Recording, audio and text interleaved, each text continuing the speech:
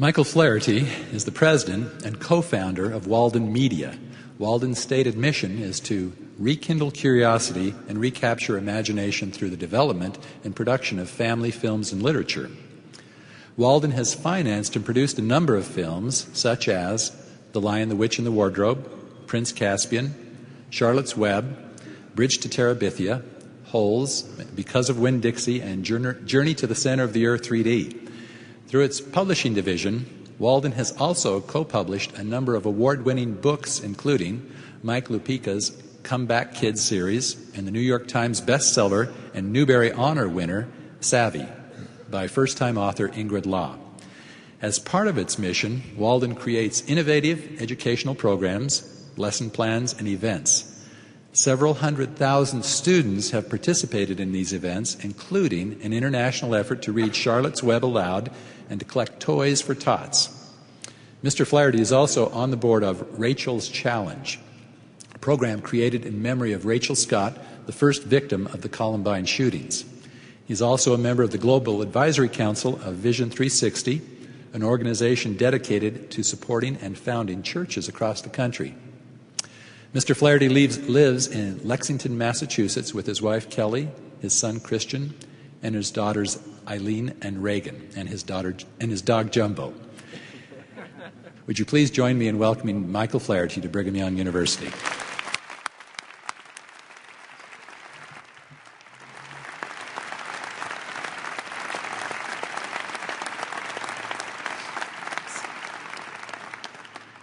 Dr. Keith, thanks so much for that generous introduction. My wife, who's home right now watching us on BYU TV, will be happy to know that you called one of our daughters Jumbo. I actually lost that fight.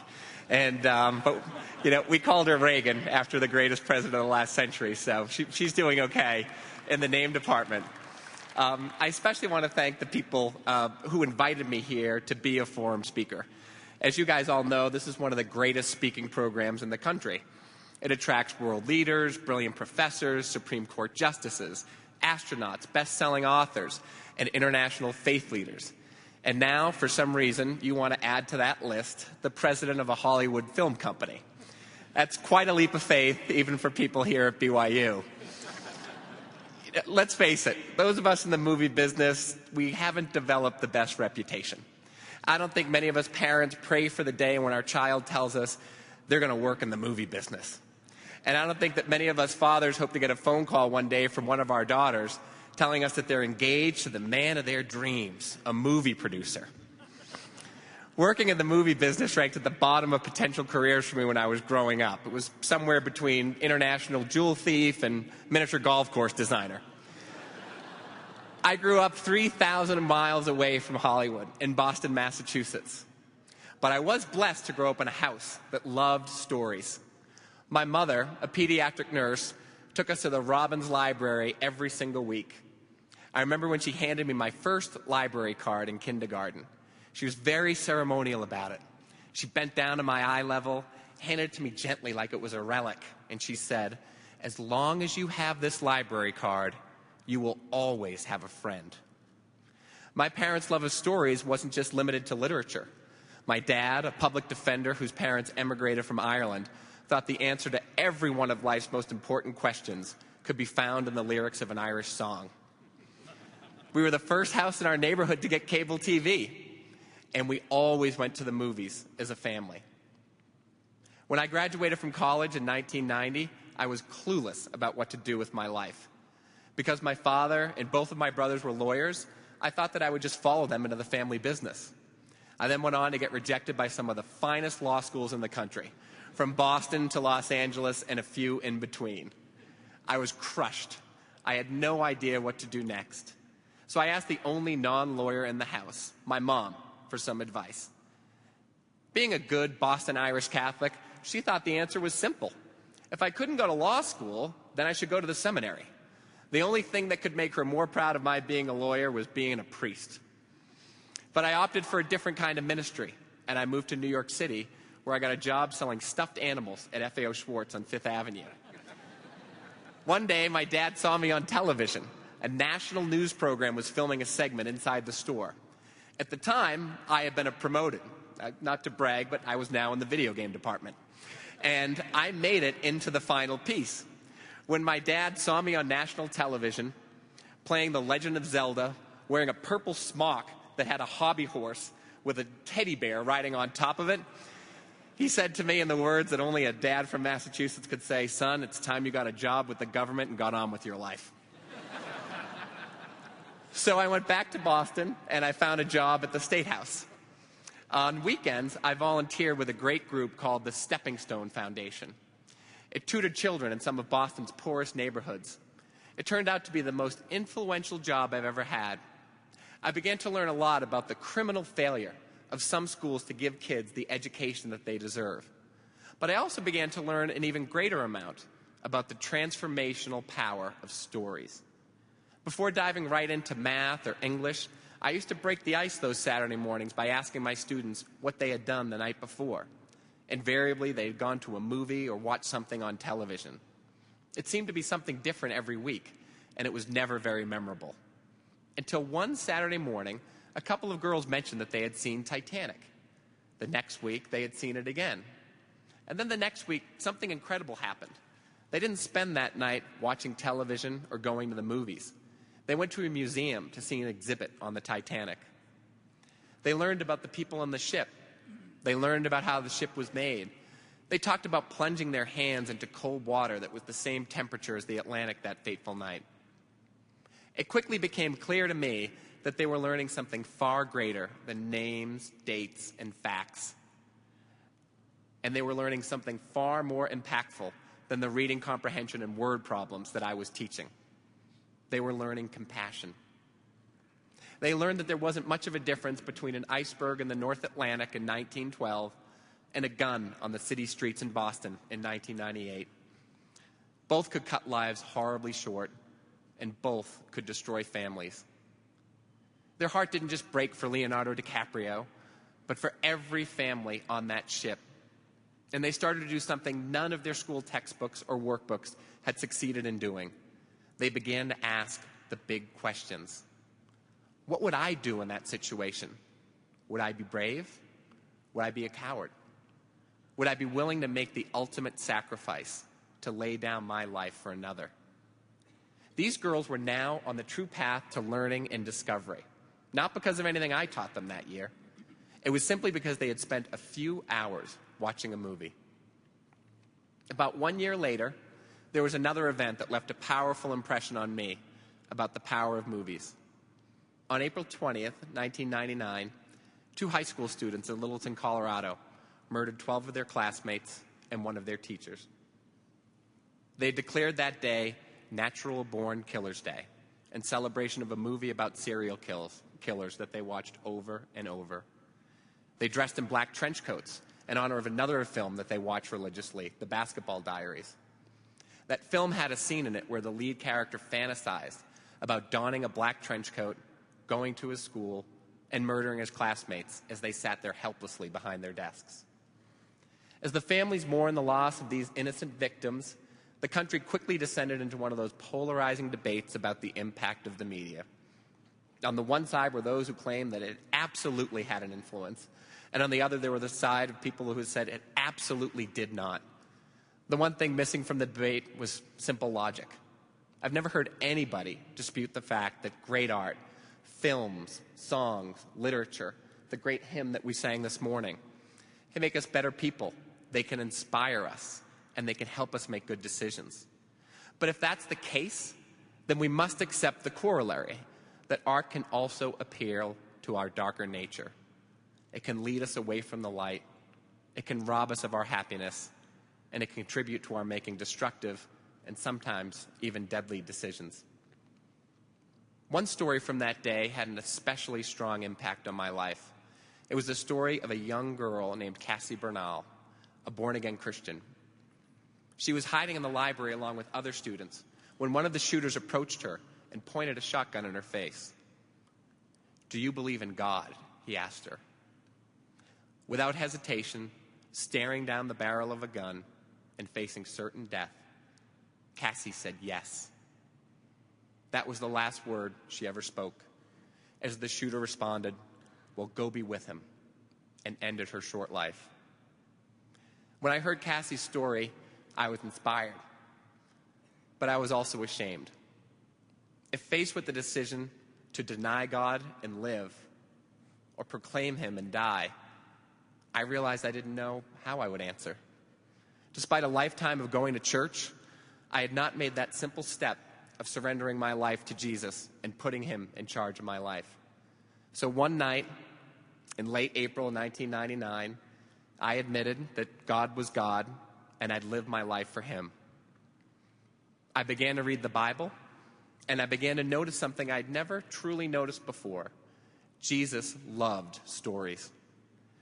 This was reflected in many of the questions that people brought to Jesus in his short ministry. We're familiar with most of them. What good do I have to do to attain eternal life? How many times should I forgive my enemy? And, our favorite in Hollywood, what are you going to do for us? In his excellent book on prayer, the author Philip Yancey tallied the questions put to Jesus in the New Testament, and it came to a total of 183. Yet he only gave a direct answer to 3 of these questions. His usual way was to answer with a story. How should we treat our neighbors? Let me tell you the story about the Good Samaritan. How do we heal a broken family? Sit down. I'm going to tell you the story about the prodigal son. 20 centuries later, these stories remain with us. And so do many of the questions. And so in prayer, I began to turn for answers to that same first century rabbi. And I started to realize that he gives answers in the same way. Not quite as directly as I had wished, but in the roundabout way of parables, of the stories he writes in our own lives. I also began to understand that sometimes God answers our question in the stories of humanity's own making. Just as the Bible is the Word of God and the words of man, the stories of inspired writers can sometimes capture a message that seems especially meant for us.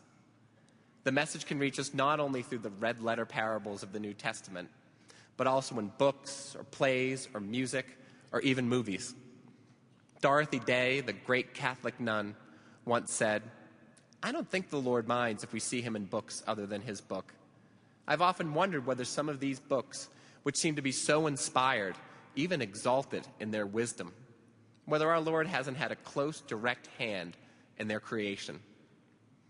Maybe the best evidence that Dorothy was right, that God speaks to us in other works as well, comes from the efforts of various tyrants over the years who have tried to crush religious freedom and rid their lands of spiritual literature. Malcolm Muggeridge once related a conversation he had with a Russian dissident in the 1970s. He told Muggeridge that there was a spiritual revival happening in the Soviet Union.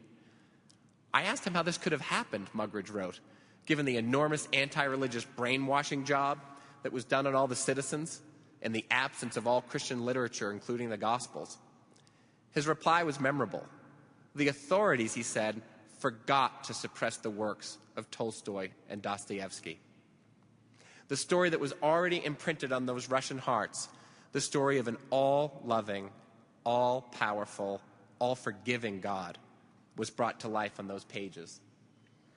The more that I read, the more that I began to see how all of the seemingly disparate experiences in my life, listening to Irish music with my dad, watching movies with my brothers, reading books with my mother, and teaching students in Boston, began to fit together for me like the pieces of a puzzle.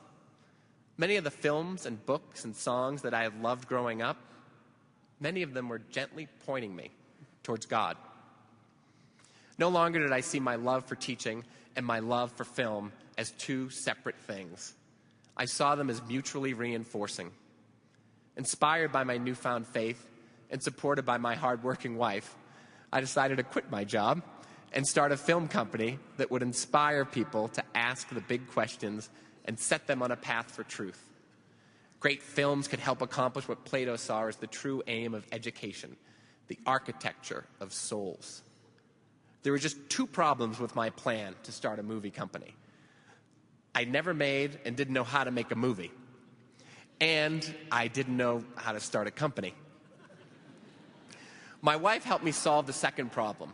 She went to Barnes & Noble and bought me a copy of Business Plans for Dummies.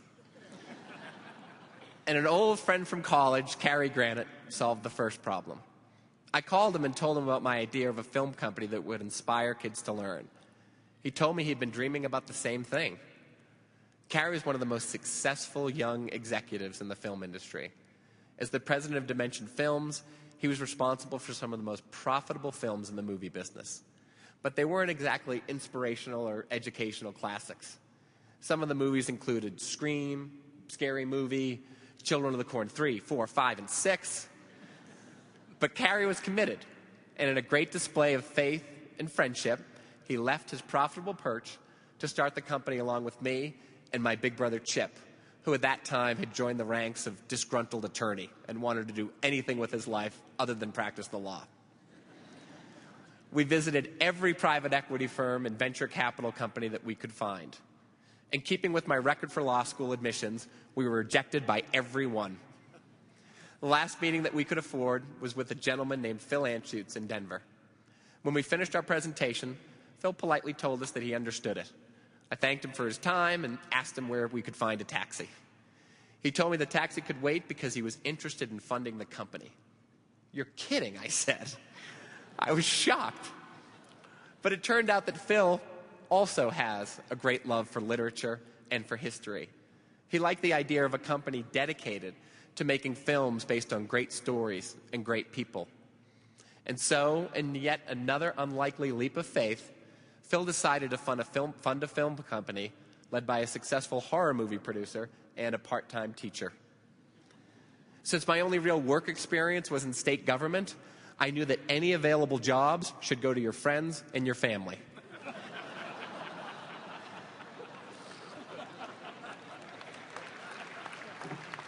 So I hired my brother Peter, a couple of friends from my wedding party, a few old roommates, and a buddy of mine from grammar school who played Charlie when I played Willy Wonka in the Chocolate Factory. I then called my wife and I asked her for some advice on what movies to make. She was a school teacher at St. Peter's School in South Boston, so she sent along her reading list from that year. On it were a number of great books: Charlotte's Web, Bridge to Terabithia, Holes, and The Chronicles of Narnia. These were among the first books that we optioned and went on to make films, and it all began with a fourth grade reading list. As I reread these classics, I quickly realized that these were more than just kids' books. They spoke to the very definition of faith given to us by the Apostle Paul. The substance of faith is a hope in the unseen. This moral imagination of children is a theme that we return to quite often at Walden. Whether it's Fern visiting her barn or little Lucy Pevensey visiting Narnia, our favorite storybook characters remind us of the nature of faith. And for those of us here who follow Jesus, this is something we can all relate to. We live in a cynical world. When we want to talk to people about things they cannot see with their own eyes or touch with their own hands, we always run the risk of people thinking that we're crazy, deluded because we pray to an invisible God. That's when we need to remember the wisdom of yet another inspired character, the fox who tells the little prince, "It is only with the heart that one can see rightly. What is essential is invisible to the eye." The other great lesson we learn from children's literature is that all things are possible, despite what the skeptics would lead us to believe. This is an especially valuable lesson to remember for those of you who will be graduating this year or in the years to come. There's no need to recite all of the challenges that you're going to face. You're reminded of those on an hourly basis. But what you are not told about is all of the opportunities that await you. And further, you're probably not told about how your education here at BYU and this wonderful community of believers that you're a part of has uniquely positioned you for great success. Let me give you one real-life example. The best part of my job is our intern program. Every year, we're blessed to have some of the best students from across the country spend a few months to work with us. Like all great educational exchanges, the teachers learn more from the students than the students learn from us. 2 times now, we've had interns from BYU, Laura Stowell and Raven Allard. And it's no coincidence that they've been 2 of our best. Last summer, I brought our interns into our screening room to show them the new trailer from our latest Narnia movie, The Voyage of the Dawn Treader. We'd been working on the trailer for months, and we were working with the marketing department at 20th Century Fox for several weeks to come up with a strategy to ensure that our trailer had a great debut online. In the movie business today, one of the greatest indicators of success is how many people will watch your trailer once you release it on the internet. We were all proud of the reception our trailer received. I boasted about the number to our interns.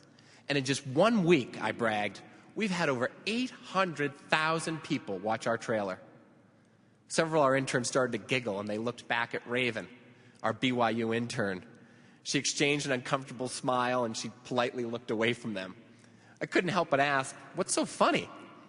Raven was too modest to say anything, so one of the other interns spoke up. Raven also produced a video last week, and she released it on YouTube, they said. Raven started to look even more uncomfortable in her seat, and she was shifting back and forth. Good for you, Raven, I said, summoning up some patronizing support. What was it about? Our new library at BYU. I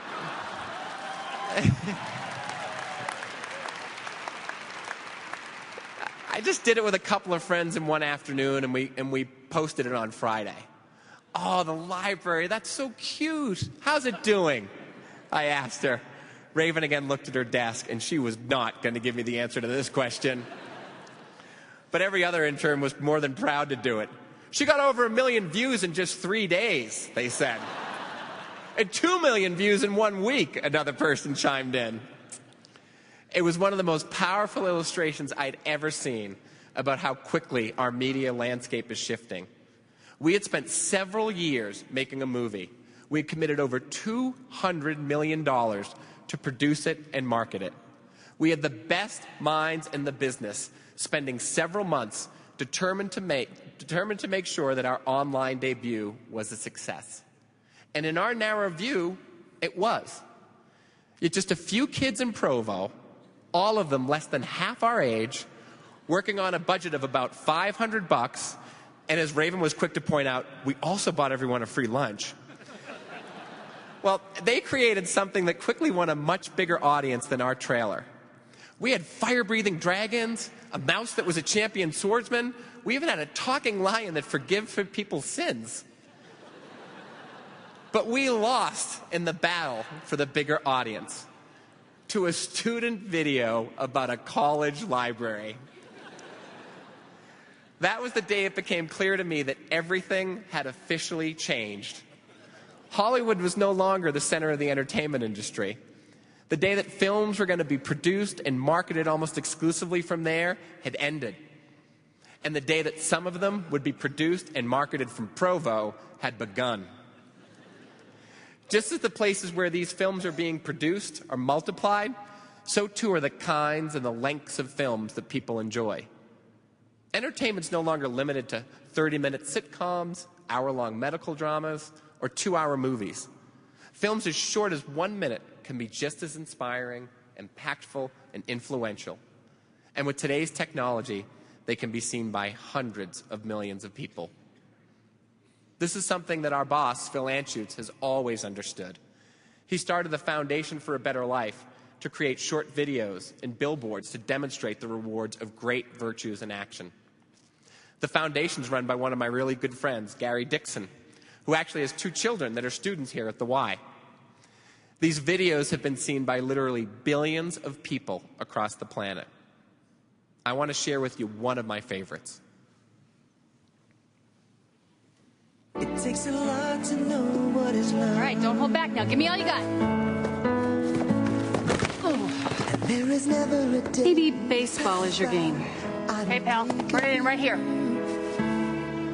You were always there for me. How about golf? Okay, choke down a little bit. Guiding me, Right? always to succeed. Wanna thank you for that time, and I'm proud to say you're mine. You showed me everything that I should know. You showed me just how to walk without your hands. 'Cause Mom, you always were the perfect fan. A appreciation. Pass it on. A message from the Foundation for a Better Life. A lot of those videos are shot here in Utah, and that one was directed by a BYU graduate, a great filmmaker named Grant Beard, who's also here today with us. And I feel like there's more in that one video than there is in a library full of books and films combined. Like a great children's book, there's more to it than meets the eye. It teaches us two great lessons that go well beyond being a loving and dedicated mother and a resilient child. First, it tells us that we're going to encounter many failures as we pursue our passion and our vocation. We'll get knocked down, we'll get discouraged, and we're even going to break stuff on our way to get there. Second, we learn that one of the greatest things we can do in this life is to help people discover their true gifts and talents. These gifts were theirs since before time. They've been a part of them since their Creator first knitted them in their mother's womb. For me, that's the ultimate power of a good story. It can help us find meaning and help us become the people that God created us to be. I'd like to conclude with one of our few films that's not based on a children's book. The film was called Amazing Grace, after the famous piece by John Newton. After hearing the song, I always assumed that Newton had experienced a complete and instant conversion to Christianity. But it turns out the story was a little more complicated, and his conversion was a little more drawn out. Newton is best described in his own words: an infidel, a libertine, and a slave trader. One night as he was sailing back to England, his ship started to fill with water and was about to capsize. Newton prayed to God for help, and the ship was miraculously saved. By the time he got back to England, Newton was reading his Bible daily. He went to church on Sundays. He stopped gambling. He stopped smoking. He stopped swearing. I bet he even stopped dancing. But for more than 3 more decades, he continued in the slave trade. For all of his newfound insight and proper behavior, he didn't at first see any need for a career change, but instead resolved to be the most moral slave trader in all of England. For his time and place, this didn't seem like an outrageous contradiction. How could it be, when neither the law, nor the crown, nor even parts of the church would condemn slavery as evil? By all outward appearances, Newton could be considered an upstanding Christian in mid-18th century England. It was in prayer, however, that the truth broke through. Not in a flash, but over time. Like the prophet Samuel before him, Newton learned that the Lord doesn't look at the things man looks at. Man looks at the outward appearance, but the Lord looks at the heart. Finally, after many years, the things that broke God's heart began to break John Newton's heart. He became a dedicated abolitionist, a trusted friend to William Wilberforce, and of course, the author of Amazing Grace. With that first prayer from a stricken ship, a whole new story was set in motion. The slave trade lost its most upright merchant, and the world gained its most beautiful hymn. That's the power of prayer. And saving a ship was the least of the miracle. Prayer can be subversive in that way. It doesn't always advance our ambitions, but sometimes can even undermine them and set us in an entirely new direction. As we part today and get back to the hectic pace of day-to-day life, I hope we'll each find time to enjoy some great stories. And I know that some of you in this audience will go on to create them. And through these stories and through our daily prayer, I hope that we'll all follow the story that God has written for each of us. It's the perfect story, and we're his collaborators, needing help even to help ourselves. For just as William Clayton said in the beautiful hymn we all sang this morning, soon we will all have a tale to tell. All is well, all is well. Thank you so much.